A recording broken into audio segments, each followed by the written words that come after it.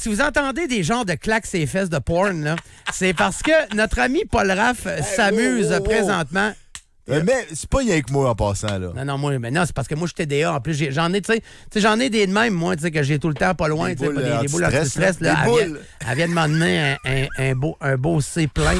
Pauvre docteur Catherine Lecourt. Moi, ça me fait rire. Hey, on est super content de l'avoir avec nous parce que c'est le fun de l'avoir avec nous. Puis là, ça fait la deuxième fois. Puis là, on va essayer de prendre un abonnement à souvent. Ça, c'est le fun quand t'es là.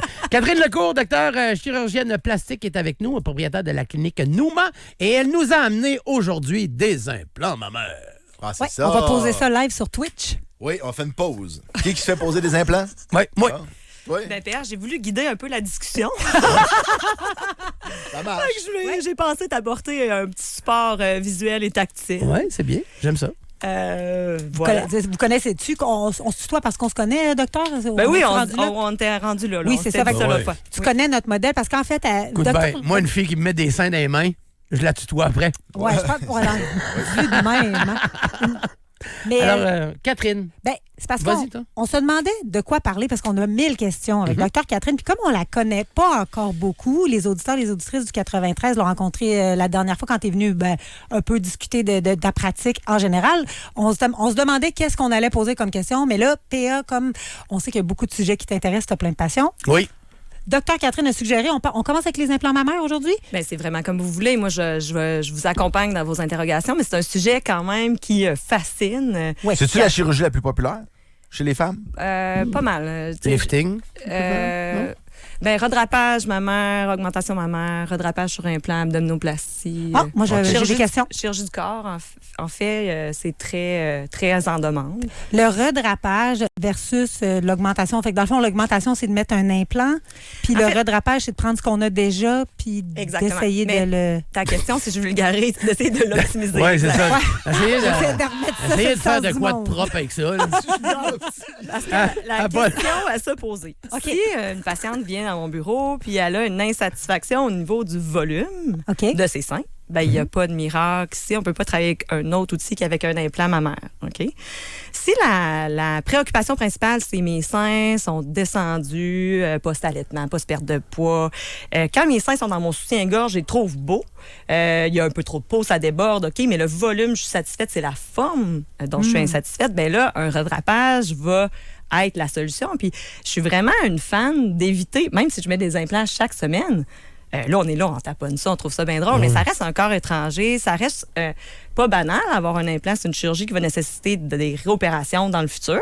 Donc, si je peux éviter l'implant, je vais l'éviter. Chaque semaine, je vais dire non, vous étiez fait une fausse idée, dans le fond. L'implant ne va pas combler ces attentes-là X, Y, Z. Si vous êtes satisfaite de votre volume, mais faisons juste un redrapage. Là, on fait un gros reset à votre corps. Vous êtes 100% naturel, puis on continue notre vie comme ça.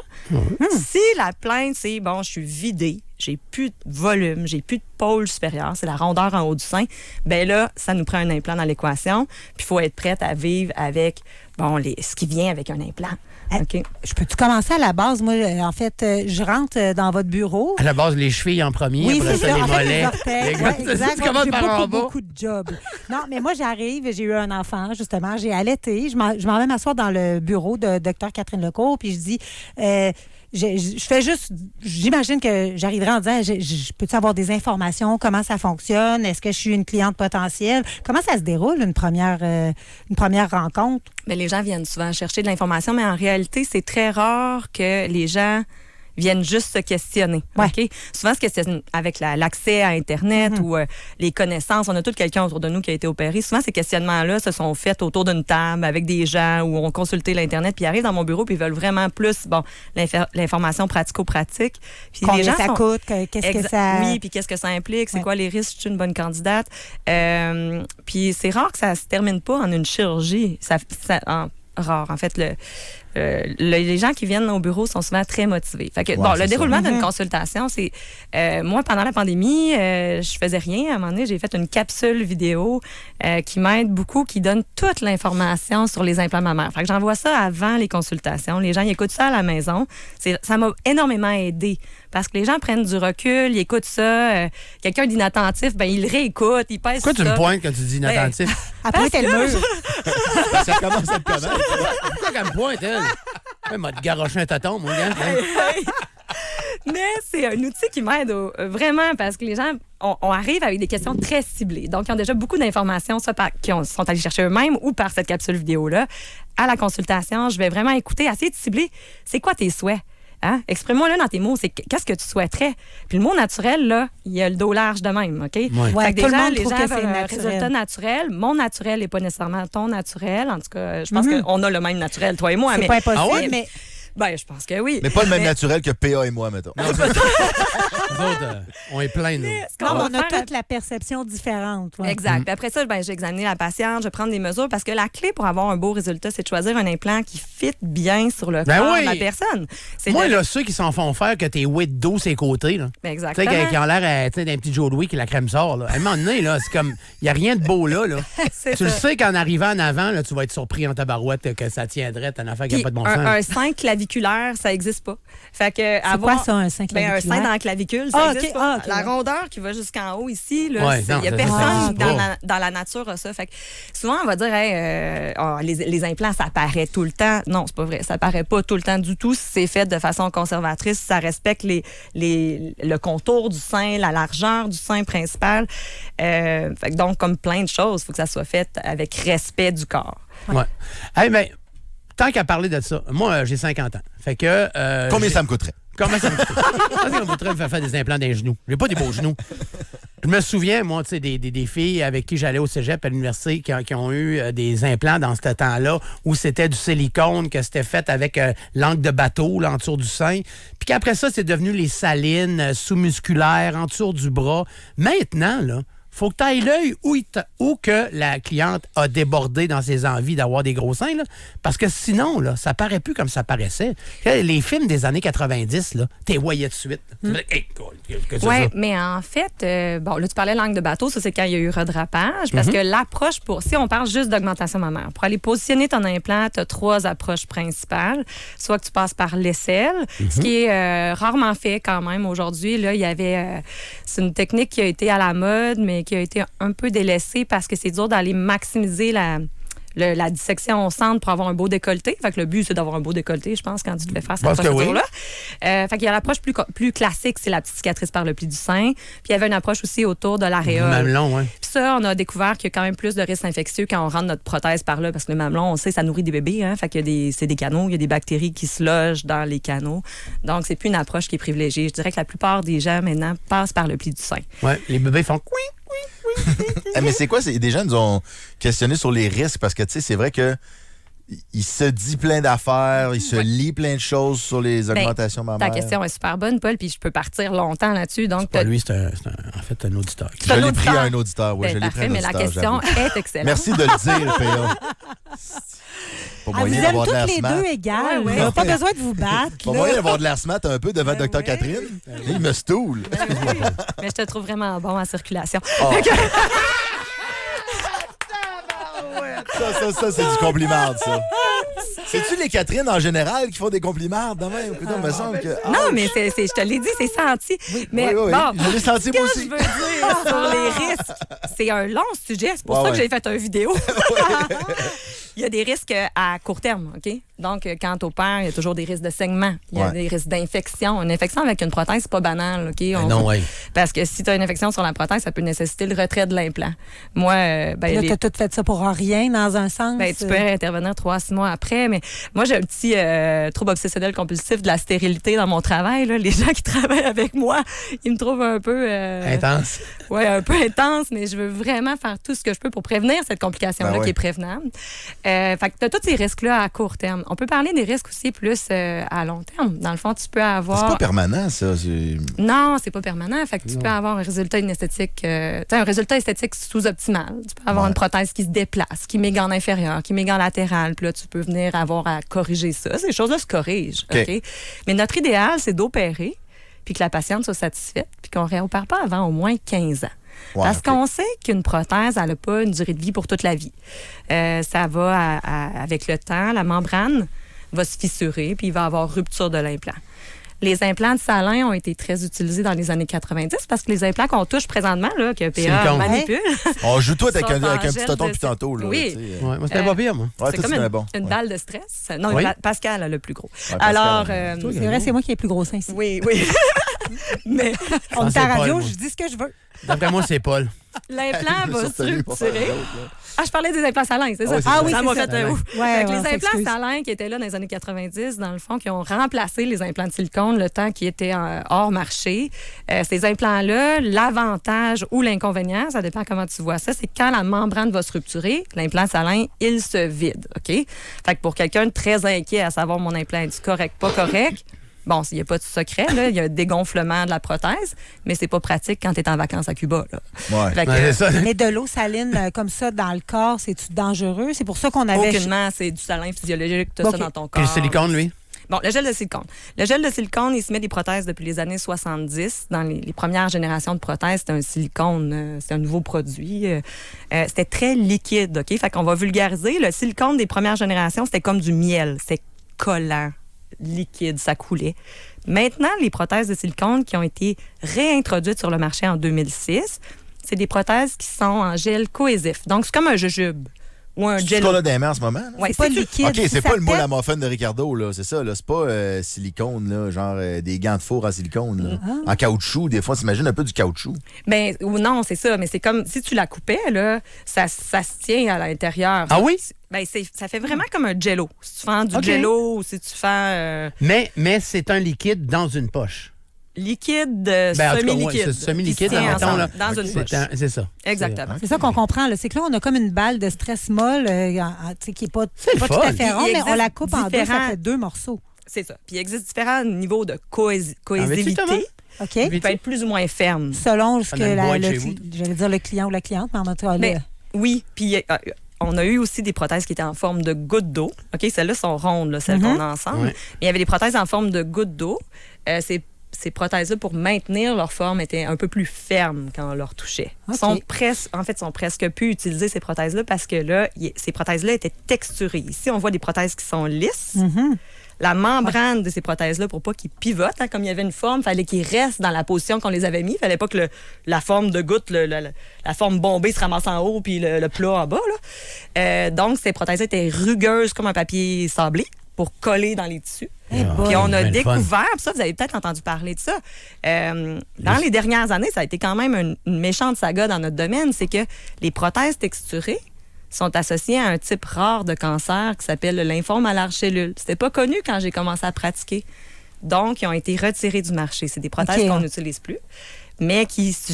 Tous les jours, je reçois ou presque une patiente dans mon bureau qui est inquiète que ces prothèses-là, qui demandent de l'information sur ce sujet-là. Oui, parce que ça dure 15 ans, on disait tantôt. Ça fait qu'il y a des gens qui se sont fait poser ça puis qui ont encore. Là. Exactement. Puis les recommandations présentement de Santé Canada, c'est pas de sauter sur tout le monde puis enlever les prothèses. C'est vraiment un cancer qui se diagnostique assez facilement, qui a un bon pronostic quand c'est pris à temps. Donc, ça se manifeste par un sein qui gonfle, qui devient plein d'eau de façon tardive par rapport à la chirurgie. C'est ça. Fait que, des fois, les gens disent, y a-t-il des risques de cancer liés aux implants? Implants lisses, pas vraiment. Implants texturés, c'est vraiment quelque chose qu'on connaît maintenant. Ouais. On a une question ici. Après 3 allaitements, une grosse perte de poids, les seins ont l'air de raisins secs tellement qu'il y a trop de peau. Si je me fais refaire les seins, est-ce que ça peut être payé par la RAMQ? Non, en fait, c'est encore là, bonne question, mais c'est vraiment quelque chose... Oui, moi, je l'avoue. C'est un gars de même. Ça parlait d'allaitement. Ça m'aurait surprise. Oui, j'avais l'allaitement, je sais que ça venait pas de toi. Mais dans le fond... il y a eu quand même resserrement des critères pour ce qui est couvert ou non post-perte de poids à la RAMQ. Okay. Ça existait donc avant. Oui, on a parlé l'autre fois, quand quelqu'un a un tablier abdominal post-perte de poids significatif. Comme moi. Oui. Puis avant, c'était assez libéral, qu'il y avait une portion de la chirurgie qui était couverte. Maintenant, il faut documenter qu'il y a des problèmes fonctionnels, donc des irritations, des infections à champignons récurrentes. Il faut prendre des photos, il faut soumettre un dossier à la RAMQ. Alors, pour les redrapages, il n'y a pas de couverture dans un contexte comme ça. Non, ils ont vraiment dit, le redrapage, c'est une chirurgie esthétique, il n'y a pas d'impact fonctionnel comme tel. Ça serait exceptionnel que ça soit couvert. C'est du cas par cas, là, mais ça serait vraiment surprenant. 2 questions. De toi ou d'auditeur? De moi, cette fois-là. OK. parce que je connais quelqu'un. Ça, c'est bon. Je connais quelqu'un qui a eu des implants, mais qui pouvait aussi en faire rajouter par une genre d'injection, ou je ne sais pas comment ça fonctionnait. Ouais. Je ne sais pas si c'était une valve qu'il y avait sur le côté, ou comment ça fonctionne. C'est quoi cette histoire-là? Ça, c'est des implants salins. Une champlure. Des implants en eau saline. Bon, là, les implants qu'on touche, c'est des implants gel de silicone, ils viennent pleins. Okay? Ça, on introduit ça de même. Un implant en salin, ça vient vide. OK? Fait qu'on le roule comme un petit... Il est rond, là, avec une petite valve dessus. On le roule comme un petit saucisson, puis on rentre ça à l'intérieur. Il y a une tubulure qu'on connecte, puis on peut gonfler, puis ajuster le volume qu'on met. Okay? À l'œil. C'est genre comme pour que ça soit égal. Oh, oui, à l'œil. Au lieu de, mettre un 400 à gauche, un 450 à droite, là. Tu pourrais mettre... Mais tu as tout le temps un range par prothèse, là. Fait que tu peux avoir, mettons, un implant qui va aller de 300 à 340, puis là, tu vas mettre ce que tu veux là-dedans. Puis s'il y a une petite asymétrie, tu peux compenser comme ça. Okay. Quand j'étais résidente, on mettait beaucoup d'implants en salin. Là. C'était les silicones venaient de revenir sur le marché. Là. Fait que mes patrons étaient tous échaudés de tout ça. On mettait quasiment juste du salin. Puis on se faisait des blagues entre résidents. Parce que justement, il y avait un patron que je nommerai pas, mais lui... Ah oui. Non, je peux pas. On veut l'anecdote, on gossera après pour le nom. Dans le fond, il faisait des regonflements de prothèses des fois, là, comme ça. La patiente, elle revenait, puis elle gonflait un peu, puis elle gonflait. Je me disais, ça va être comme une carte café, là, tu sais. Faites-vous gonfler 3 fois et obtenez la 4e fois gratuitement. Mais on pouvait reconnecter la tubulure sur la valve. Mais Karine, c'est ça qu'elle... Oh, j'ai dit son nom. Désolé! Marie-Madeleine. Oui. C'est une femme que je connais presque pas. Là. Elle reste au bout de ma rue, je sais pas c'est qui. Mais c'est ça, elle a eu un petit peu plus tard une réaugmentation, mais sans toute la chirurgie. Ils ont juste comme... shooté dedans un 100 ou un 50 cc, je sais pas trop. Mais honnêtement, je suis pas sûre que tu peux mettre, en respectant les barèmes de ta prothèse, tu as tout le temps un range plus ou moins, comme je disais, 50, 75 cc. Donc, gonfler de façon significative, comme ça, tu respectes plus la norme de ta prothèse, puis plus à risque de rupture, déformation, etc. Là. Fait que c'est une pratique... plus ou moins... c'est ça. C'est quoi le plus gros nombre de CC que tu as implanté? Des CC, on parle du char. Je vais te dire la vérité, parce que, tu sais, moi, là, je me considère comme une fille qui fait des seins naturels. Ouais. Je mets vraiment pas des grosses prothèses, sauf une fois au chalet, non? Elle nous écoute, hein? Fait que là, Pascal a en main la plus grosse prothèse qui existe. OK? Maintenant, là, c'est assez... Combien de CC, ça? C'est 790. La plus grosse, c'est 800. C'est des CC, mettons, pour quelqu'un qui est dans l'auto, parce que là, on est à la radio. C'est comme une moto. C'est millilitres. Puis ça pèse sensiblement le nombre. Okay. Fait que c'est 790 790 grammes x 2. Fait que ça fait 1,6 kg. OK, mais, étonnamment, c'est quand même... pour avoir c'est lourd, là. Pour faire 1,6 kg. C'est par-dessus. Mais ça, c'est drôle. Là. Ça, c'est un phénomène inexpliqué de la médecine. C'est que quand on fait une réduction mammaire à quelqu'un, souvent les gens vont dire que je me sens mieux dans mon cou, c'est moins lourd, je suis confortable. Puis on n'enlève pas nécessairement des volumes aussi significatifs. Là. Puis j'ai pas encore entendu une patiente se plaindre de mal de cou ou de dos post-augmentation mammaire. Oui, parce que là, tu sais, ça rajoute 2 comme ça fait quand même 3 kilos de plus. Là, mais je pense quand même qu'il y a une composante dans le redrapage, réduction mammaire, du fait que quand un sein est lourd, il est rarement en bonne position. Il est souvent descendu aussi. Le fait de redraper, les gens n'ont plus besoin de tirer leur bretelle de soutien-gorge. La peau est moins à pleine extension. Puis je pense qu'ils sentent moins de douleur dans le cou pour cette raison-là. Fait que, bref, cette prothèse-là, je veux pas advertiser que je mets des prothèses de 790 cc, mais je l'ai déjà mis à une patiente parce que tout est une question de proportion. C'est ça. Oui. Donc, pour une femme, un implant de 300 cc, pour dire quelque chose, peut donner le même look si elle est toute menue que cet implant-là chez une femme costaud. C'est pas la norme, une dame qui mesure 6 pieds 2 puis qui pèse 200 livres, mais elle, sa proportion est la même que... Bon, bref. Moi, mais j'avais une question, puis je sais pas si c'est délicat, là, mais c'est parce que comme moi, je suis déjà allée chez la coiffeuse, puis je suis sortie de là avec une coupe que j'aimais pas. Tu sais, est-ce que ça arrive ou as-tu déjà eu à vivre quelque chose comme ça, quelqu'un qui a fait ses recherches, que vous en avez parlé, vous avez décidé d'un format de sein ou de quelque chose, puis qu'une fois l'opération terminée, guérie, cette personne-là fait c'est pas ce que je voulais. Mais moi, là, dans mon travail, Pascal, la gestion des attentes, c'est primordial. Parce que ça reste que je suis pas magicienne, je suis chirurgienne. Fait qu'il faut que j'essaie d'expliquer à la personne devant moi qu'elle puisse avoir une image de son résultat. OK? Puis en termes de satisfaction, insatisfaction au niveau du volume des implants, ça arrive assez souvent. Je demande toujours aux patientes à leur suivi 6 mois, es-tu contente de ton volume? Aurais-tu pris plus, pareil ou moins? Oui. Quasiment tout le monde me dit, je suis contente de mon volume. J'aurais pu oser plus. Mais tu as les extrêmes dans la courbe qui disent je me suis vraiment trompée, j'ai pas pris assez. Puis c'est pas 25 cc, 50 cc comme tu décrivais là. Tu sais, je trouve que quand tu t'es trompé, tu as changé tes prothèses pour 25 millilitres, ça serait criminel. Là, on s'entend, là, il n'y aura pas de différence. On passe de 200 à 500. Là. Puis on va mettre les choses en perspective. Une cuillère à soupe, c'est 15, OK? 15 millilitres, 15 cc. Donc, si on veut changer puis se dire, je me suis vraiment trompée, je suis insatisfaite, il me manque de rondeur, il me manque de volume, il faut au moins augmenter de 75 cents. Fait que ça arrive, cette situation-là. Ça serait faux de dire que ça arrive pas. Ce qui arrive très rarement, c'est l'inverse. Ah, c'est trop gros, je me reconnais pas, je me sens dénaturée, en tout cas, avec ma pratique à moi. Oui, c'est ça. Mais ça m'est quand même arrivé 2 fois d'avoir à changer pour plus petit. Hein? Fait que, il n'y a rien d'impossible. Puis dans le fond, il faut juste se dire, bon, on a pris, mettons, pas la meilleure des décisions, mais cette décision-là n'est pas irréversible. Puis c'est toujours plus facile de changer pour plus gros que de changer pour plus petit. Puis ça, c'est quelque chose d'important. Moi, j'en fais pas là, des prothèses surdimensionnées. Mais je trouve ça terrible de faire ça à quelqu'un. Ça n'a pas de bon sens, comment c'est lettre. Mais c'est que c'est un peu irréversible à ce moment-là. Quand l'espace a été étiré, tellement étiré, c'est ça. Puis que là, la personne est ailleurs dans sa vie, puis elle veut rapetisser, elle dit, ben là, j'ai pris une mauvaise décision en passant, je sais pas quoi, puis je veux changer ça. C'est beaucoup plus complexe de rapetisser que de grossir. C'est une question, attends un peu, mais j'ai une question qui a rapport avec ça. Ça a l'air weird, mais es-tu garanti? Genre, y a-tu un...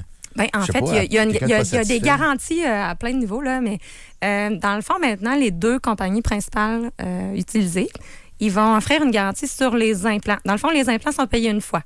Quand ils vont rupturer l'implant, s'il rupture, ils garantissent les 2. OK? Avant, c'était pas comme ça. Les gens repayaient leurs implants chaque fois. Donc, ça, c'est un coût que tu économises. Là. Les implants, actuellement, ça a quand même un bon coût. L'autre garantie, c'est s'il y avait rupture précoce. J'ai pas encore vu ça. Là. Ça fait 13 ans que je pratique. J'ai pas encore récolté mes propres ruptures d'implants que moi j'ai mis.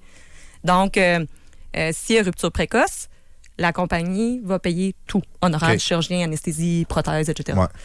S'il y a une contracture capsulaire, un durcissement de la prothèse qui arrive, des fois ça arrive, il se fait une cicatrice autour de l'implant, il devient dur, il n'y a pas la même forme que l'autre. Il y a une garantie à ce moment-là, une certaine portion de la chirurgie va être couverte. Quelqu'un qui dit, moi, finalement, j'aime pas ça, je voudrais plus petit, ou etc. Bon, ça, moi, je pense que c'est du cas par cas. Ça dépend des chirurgiens, mais moi, je vais tout le temps essayer de rendre mes patients contents. Patient content, là, c'est ta meilleure pub. Fait que je prends pas d'honoraires, mais il va y avoir des frais associés à l'accès à la salle, etc. Catherine, une question de Linda. 1,6 kg en taille, ça peut donner quoi comme bonnet?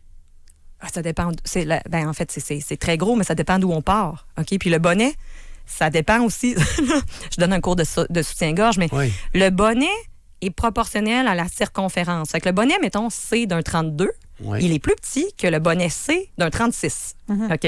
OK, oui. Donc, 1,6, 800 cc par côté sur Pascal, ça donne un format non habillable. OK? Je sais pas, ça donne quel bonnet. Tu compris, Pascal? Oui, c'est correct. Non c'est habillable. la pire idée du monde.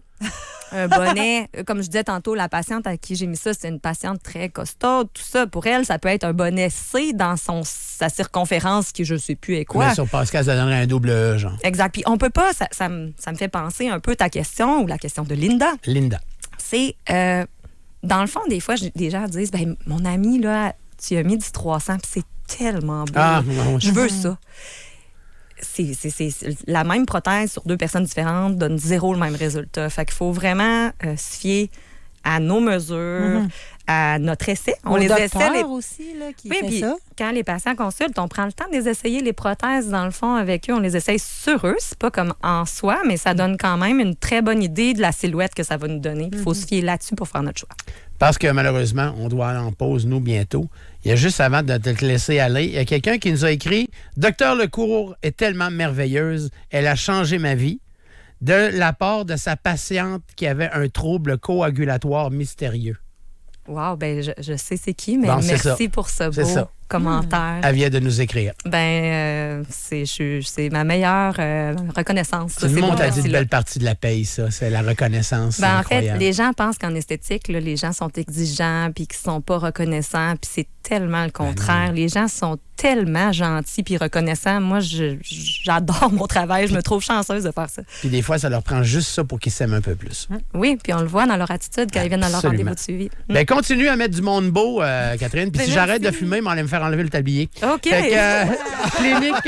Clinique Nouma, Dr. Catherine Lecourt, qui vient nous voir une fois de temps en temps. C'est toujours intéressant. C'est toujours le fun quand tu es là. Puis en plus, tu as ton caméraman privé qui te suit partout. Oui, il est beau en plus. Ah oui, il est beau aussi. Il a l'air en forme en plus. Il me fait chier finalement. OK.